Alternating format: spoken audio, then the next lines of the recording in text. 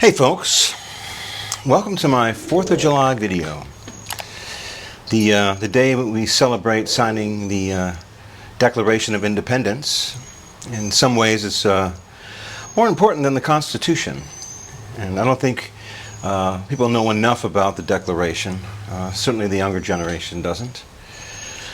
But I think we definitely need to celebrate it. And there's some places around the country where you can go and still see some of the colonial period. Anyway, I did a short ride and did a little talk at a place I like. So I thought I'd bring you along.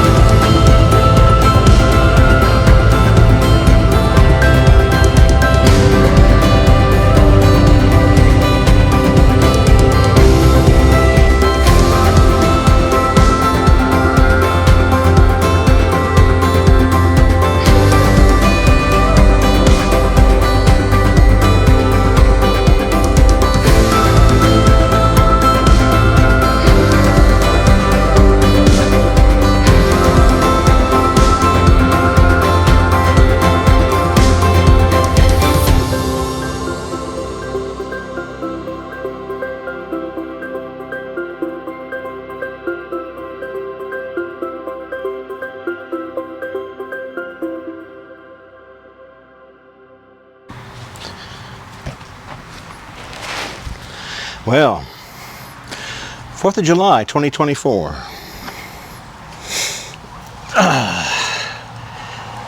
You know, I bet it was just as hot back then in 1776 as it is now.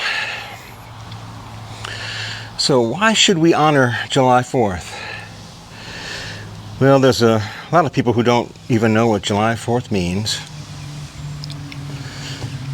It's our independence as a free country from England. It was many years of war, but it was our freedom. It's where we get our Second Amendment and First Amendment, which are trying to be squashed at the moment. But you know, everyone, bugs. Everyone back then wasn't in favor of it. The country was probably divided in thirds. I want to say third were patriots, third were Tory, and third just did not care which one won the war. And only 3% of the colonists fought, which is kind of a small number.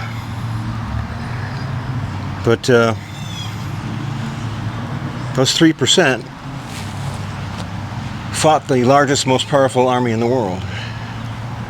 Ooh. It's going to rain, and the bugs are coming out. Sorry about that. But you know, we have to try to keep our independence, our memories alive.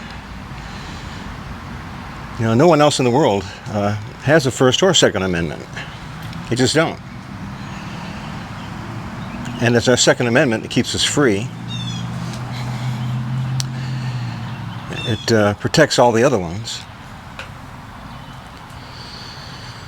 And we don't have anything here in Florida that goes back to 1776. This is one of the oldest buildings. The only thing we've got in Florida is St. Augustine. There's a colonial section up there, and if you haven't seen it, you should go take a look. St. Augustine is arguably the oldest city in the U.S. I think Santa Fe might be right behind it.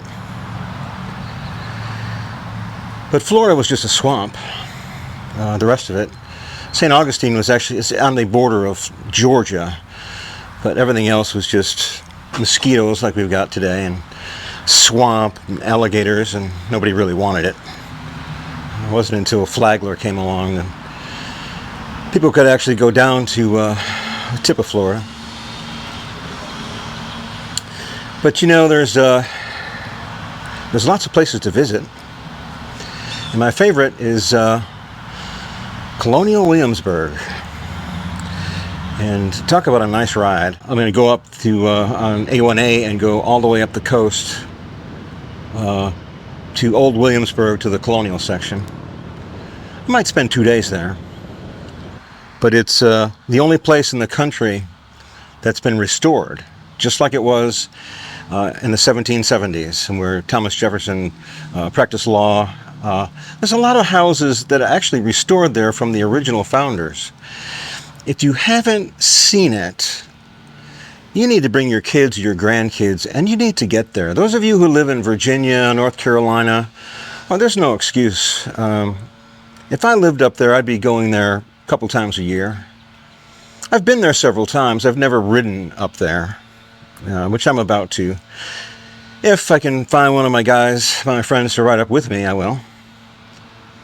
Otherwise, I might stick my bike on a train, ride up, and then ride back down. But it's a great place to learn the truth about the origins of the country. You can see how they lived, see what they had to go through. It's pretty amazing. You know, in that same area, got George Washington's house, Thomas Jefferson's house not far from there. And when you visit all those colonial places, you really get a good sense of just how people lived. And sometimes I think I live in the wrong century, because I have such an affinity for those times. Civil War too, but not like the Revolutionary War. But I think we should bring our families and our sons and daughters and granddaughters up to see Colonial Williamsburg, because it's really the last place. They have actors up there, so as you're walking around, you'll meet George Washington or Ben Franklin, and you get to go into the actual courthouse where Thomas Jefferson practiced law. That's really something. Virginia, right there, is kind of the beginning and the end. Norfolk is right up there. The end of the war ended all in that same area, and you can visit all those other places. But I think we need to hang on to our roots. We need to hang on to where we came from.